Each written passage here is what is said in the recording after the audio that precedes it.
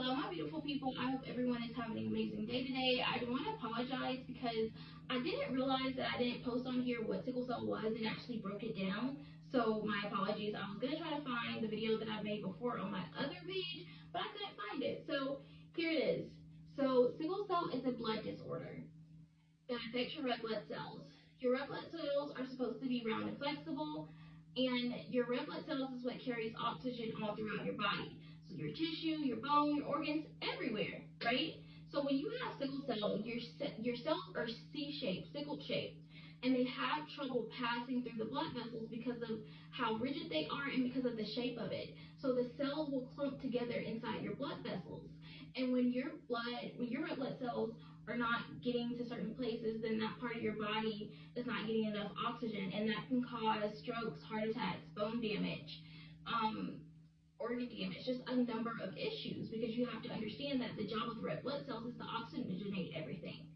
So when it comes to sickle cell patients, the reason why we hurt so bad is because our cells aren't moving essentially. It kind of feels like ice.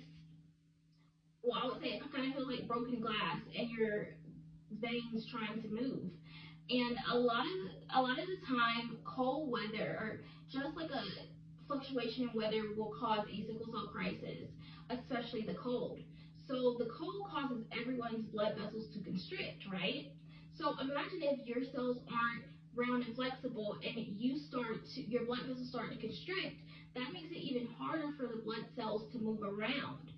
So in the wintertime, we have to make sure that we stay really warm and that we're staying hydrated to push those cells through. And the treatments for sickle cell, I know a lot of people wanted to know this when I went live. What are the treatments that they can do for sickle cell? So they can do bone marrow transplant, stem cells. There's this new gene editing called the CRISPR, and it's basically using your red blood cells and genetically modifying them and giving it back to you. I am on the list for a bone marrow transplant. However, I don't really think that is going to be the best option for me. So I have been doing blood exchanges every single month, and essentially what a blood exchange is, imagine a dialysis machine, but a different setting. So instead of them taking the blood out and cleaning it, what they're doing is they're taking my sickle cells out and they're replacing it with normal red blood cells. And they will do that if you've had a lot of issues with clots, or for instance, I had to get both of my hips replaced because I had something that was called a vascular necrosis.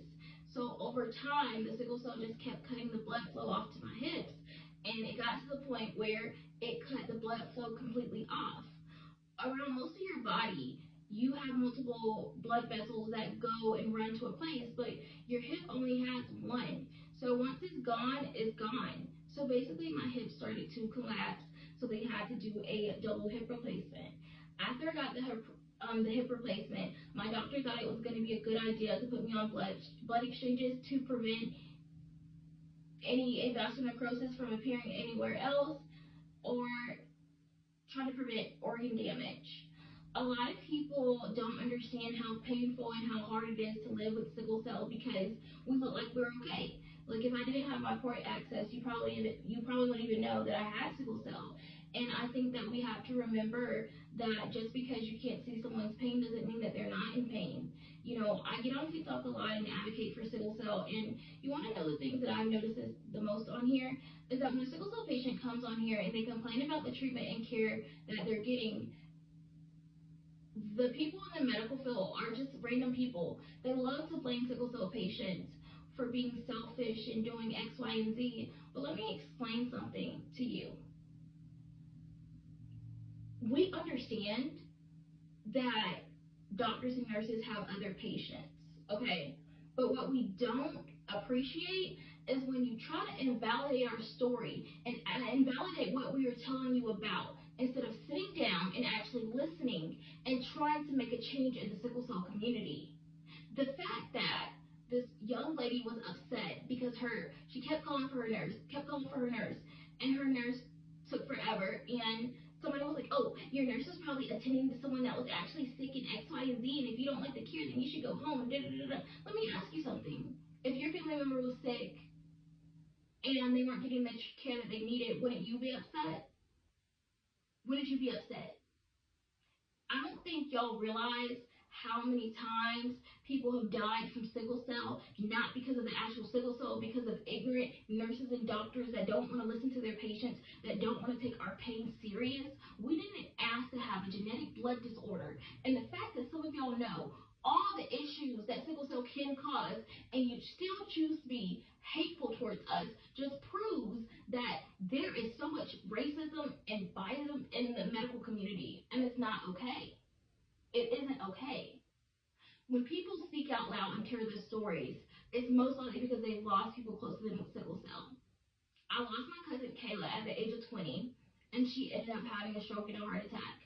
And you cannot tell me any mother should be burying their 20-year-old from having a stroke and a heart attack. We are not being dramatic when we say we are not getting the treatment that we needed and we deserve. So please, instead of trying to be so judgmental to sickle cell patients, maybe just listen and try to understand and try to do better. Because people want to say, girl, you think your videos are really going to change something? They have. They have changed things. Because I have been invited to speeches.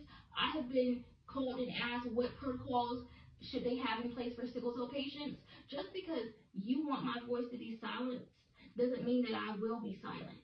Because I don't appreciate people dying left and right from sickle cell. It is 2025.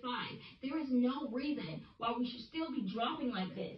Take your patient's symptoms serious and stop being neglectful when it comes to sickle cell patients, and treat people the way you want to be treated. Remember that. And if you have any questions down low and want me to go more in depth about sickle cell, please let me know.